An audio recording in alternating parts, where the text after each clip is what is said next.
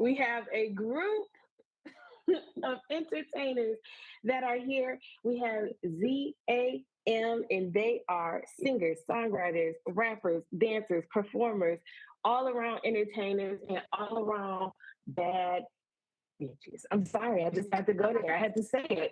So without further ado, I will let them introduce themselves.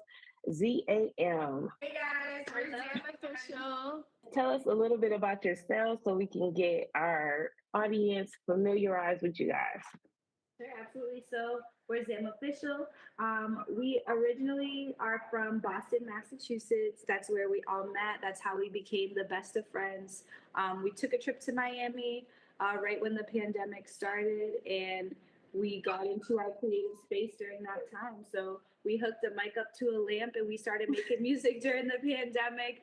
And from there, we just started meeting new people, networking, building our brand, building our following, fan base. Our Zamily is what we like to call it. Yes. And now we're out here in Los Angeles, California, and we're still climbing. Yes, you know what? I'm inspired already, y'all. I knew I was gonna do it, but I really didn't think it was gonna be that quick. But like, yes, I love like a good like pandemic creation because I feel like this pandemic kind of forced people to kind of go into their bags because it's just like you can see how it's like this is gonna get dark, but it's gonna get light real quick. But it's like you see how short life is. You can see legitimate, like it's all you're consuming. It's just like everything is like all this mortality, all this different stuff. And it's just like, what am I doing? It kind of forces you to be like, okay, what am I doing? What can I be doing better than this? Because this is not it. It's just like because I felt like I really felt like I was in a space personally of I'm just alive, I'm not living. You know what I'm saying? And you're trying to stay alive though. But you're trying to stay alive. Alive is the goal. But you don't feel like you're really living your experience out to the fullest how you want to. And for me, that's when I decided to just like fully pursue like screenwriting and doing this podcast is a pandemic born thought process and creation as well. So I'm here for yes, come on, podcast, okay? Because I wanted like when the dust to settle. I wanted to be in a new location. I legitimately moved from Detroit to LA last year, so it was just like yeah, it was the pandemic. It was time. It was a lot of crazy stuff to come from it, but I'm glad that good things came from it too. First of all, I love music. I was in from middle school to from 6th to 12th grade, I was in a voice keyboard class. So I love music, appreciate it on a theory level, all of these different things, right? So I just be so enamored with the process to hearing it. So, like, can you tell us a time because you guys have many different songs and different projects that you guys have already done thus far, which is amazing. But can you tell us a time or a specific song that you can remember, like that was like super memorable from like the concept to the, from the writing, like just thinking about like I should make a song about this to actually sitting down, writing it, getting in there, recording it, and then like if you did a video or anything to it, like all of these different things, like what was the process like and like how do you feel like even when you perform it or have the video and see all these different things, like I would love to understand like for one song because you got a few of them, y'all. So one song, can you tell me about like the process that you went through from concept up until like the full execution of it, be it a video or if it was a recording and even performance? I think like Tip is a really good example. Like Tip, we recorded a year ago last April in Atlanta. We actually went out to Atlanta for a week to do like a 6-day, like we called it like music boot camp with Cheese Beats. So he's a Grammy winning producer. He's worked with Cardi B, Migos, Lil Baby, City Girls, like 21 Savage. Like he has like a great credit line.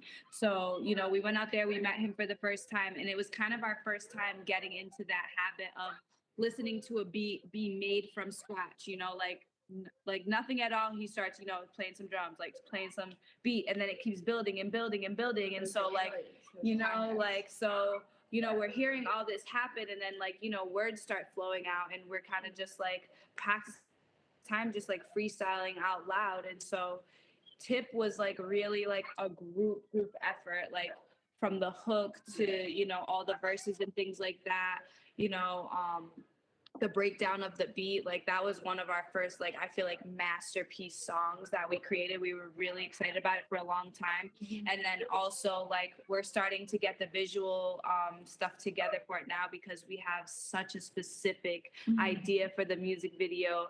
And like once we get it all together, it's gonna be amazing. It's gonna be crazy. Yeah, I cannot, because listen, Tip just hit my iTunes in March. So, so yes, I can't wait to see the video, and I love it. Like when you can hear, like you can hear it, because like as a listener, you can always hear a song and you think what you think the concept is in your head, and then it's just like, I wonder how the artist is going to interpret this when it's time for videos, because I've seen some videos and I was like, how we get here? So it just always makes it always cracks me up.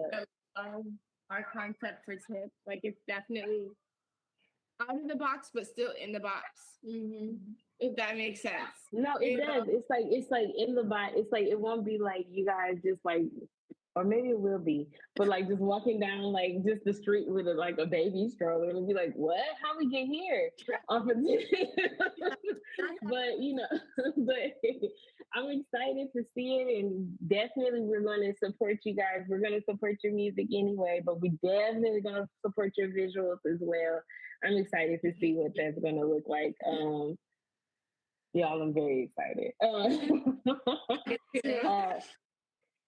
What do you like? I love that, like just being able to do the beat and see it build and be like, okay, this is the vibe I'm on, and you get to understand like just the engineering of a song a little bit better than you do when they just send you something that they thought of. I think it's pretty cool, and then you can kind of see what Tip, the producer, was on as well. So you can match that energy, because I'm sure being a producer, you send somebody certain beats and audio and whatever, and you send it to them, and then they give you a whole different thing than what you thought you were going to get ever from this beat. So I think it's interesting. Cheese didn't even like the beat. He was like, you guys liking this one? And we were like, yeah, keep going. There's like a few beats, because like he's definitely one of our favorite producers to work with.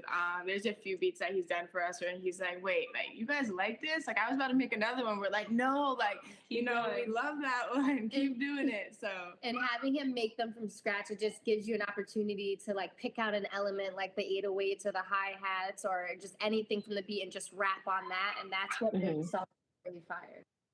I love it, and I love Tip. Okay, let me be very clear. Okay, y'all saw in the finish the lyric, it was 2 references to Tip in there. So as soon as he started making that beat, I don't know, I just got strip club vibes. I was like, oh my gosh, this is so cool.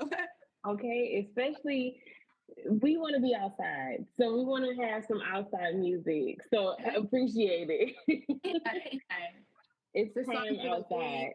For all the workers in the club, the bartenders, the bottle girls, the sweepers, the dancers, just everybody that's there, the people that are exchanging their money. Like, listen, okay, and that's important.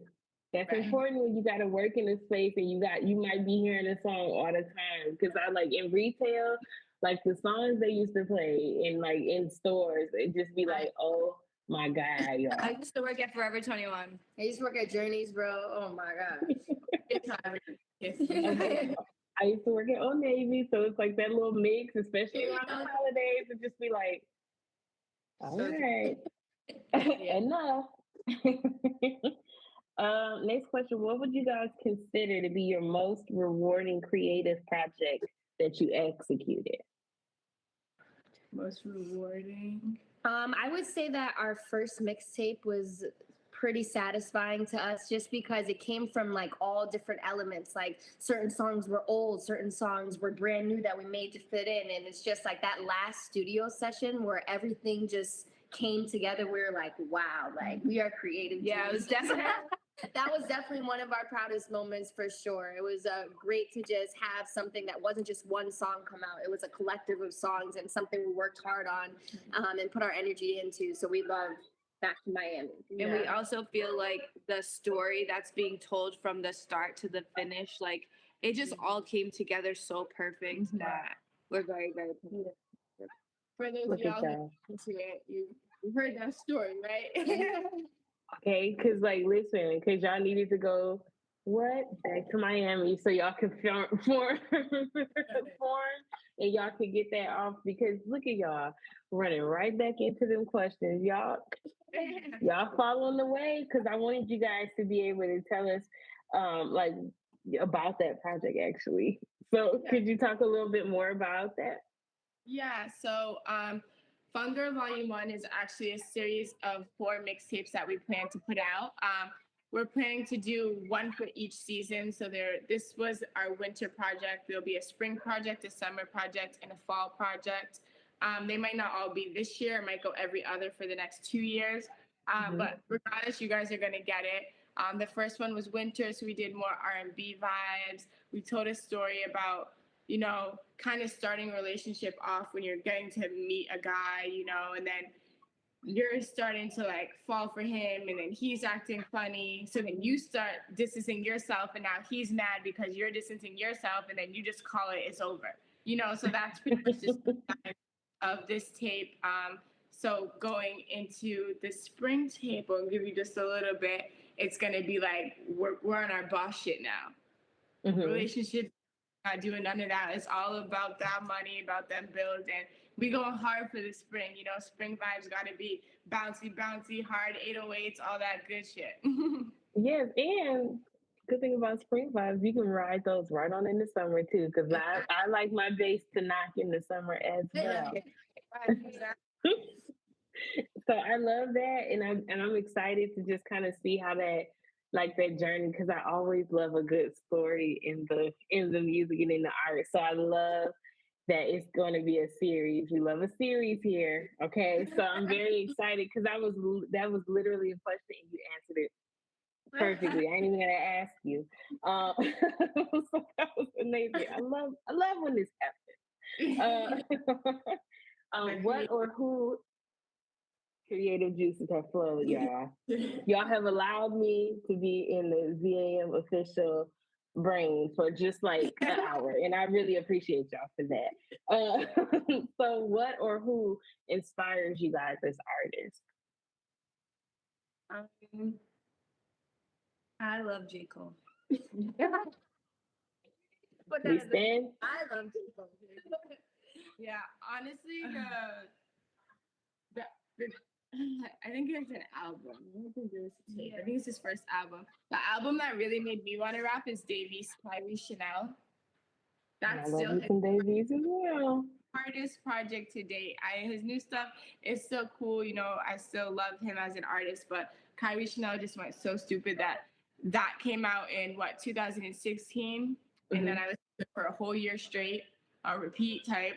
And then by 2017, listening to other female rappers that were coming out, I was like, nah, I'm inspired, man. Like, I could do this, you know? And, like, my brother always made music, and I saw my brother grow from making music from 14 to, I think he was about 25 or so when I started making music. So I watched him grow over, like, about 10 years, and I just thought it was so amazing how his writing went from where it started to where it was at. So that was another inspiration for me. Those two very heavy.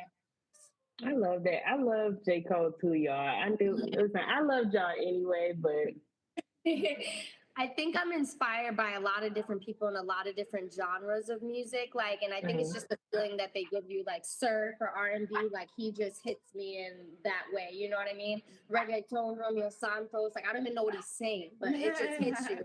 But you like Afrobeat, for real. Afrobeats artist, Burna Boy. I just like the way music just makes you feel, want to get up and want to dance and want to move. So that's just what we try to do with Z.A.M music. Everybody.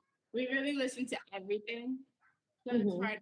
So people are like, what's your biggest inspiration? Like, there's so many things, you know, like we can't forget about the females. Like, we came up where we were kind of young for Kim and Foxy, but I mean, I heard it through my older sister, and she probably heard it through her older sister. The same thing with Mika. But for us, like, Nicki was it. When I was in high school, Nicki was it, you know? So I'm listening to Nicki. I'm seeing all her faces and her fits and her flows and theatrics. the theatrics. And Nicki, like, that's definitely a big influence on us as well, you know? And even what she does with her voice, like she'll be doing it in her regular flow and then just completely change it up. And you'd be like, what happened? Is there somebody else on this track? And the characters go into her bars as well. And it's just like, so, and then we can't forget our girl Cardi, because in college we was Cardi crazy. Okay, Barty gang, got it. Right. It's like seeing her journey from where she started and what she did to get to where she's at and how great of an entertainer she is. You know, that is something that has also like influenced us and given us the motivation to be like, it doesn't matter where you started and what you were doing before. When you find something that you love and you go for it, you can get it. Right. Yeah, and I love that, like, and I will say some similarities between you guys and her.